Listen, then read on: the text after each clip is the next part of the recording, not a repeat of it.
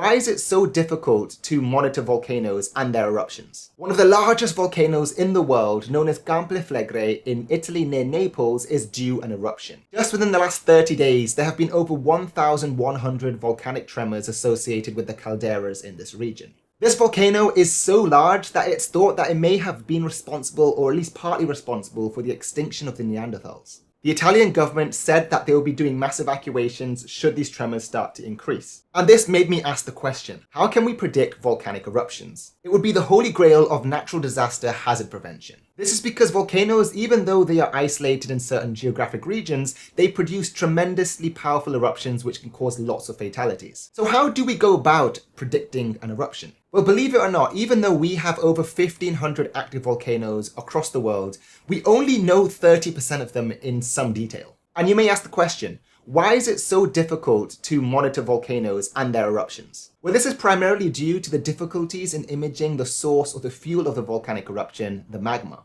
Rock is generated somewhere between 60 and 150 kilometers deep within the mantle, whereas the deepest borehole that man has ever done is somewhere just over 10 kilometers. And we do know the production rate of the magma deep within the earth is directly related to both the frequency of volcanoes, but also how explosive they are.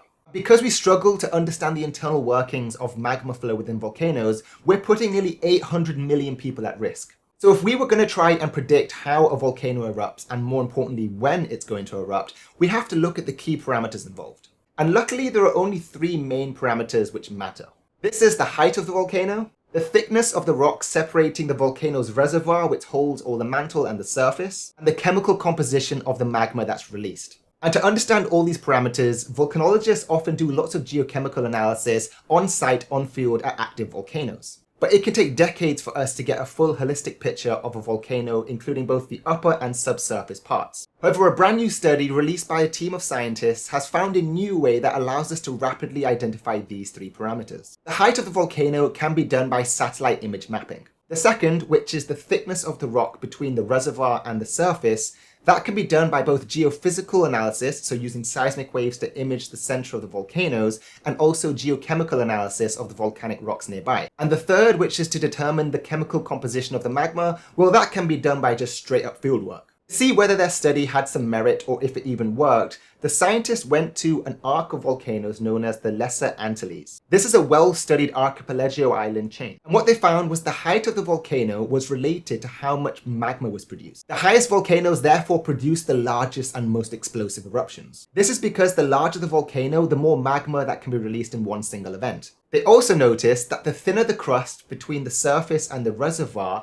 meant the higher up the mantle was to the surface, which kind of makes sense. See, when magma rises from the depth, you would assume that as it gets closer to the surface, it has less heat, which means it cools down. But what they found was if there was lots of mantle within the reservoir or the batholith, it would refrain from cooling down and retain its temperature and heat. Therefore, if more and more fuel or magma is added to this reservoir, it will just create a larger and larger volcanic eruption, retaining its explosivity. And then finally, the composition of the magma, which is probably one of the most important. The researchers observed that the average chemical composition of the rocks that surround a volcano from a previous eruption are an indicator of how explosive future eruptions will be. For example, if there's high levels of silica, that means that it's a lot more viscous and a higher chance of explosivity. And also, if it's silicious, it means that there is more mantle being fed to the volcano. Together, these three snapshot key parameters can provide geoscientists and volcanologists with an idea as to whether a volcano is likely to erupt or not.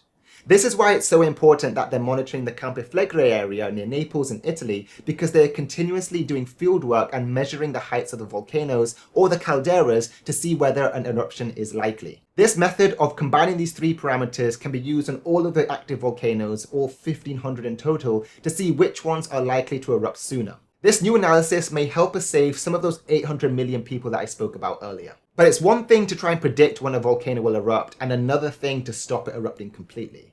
I might make a second video on that to see if that's even possible through things like geoengineering. Thanks for watching, and I'll see you in the next one.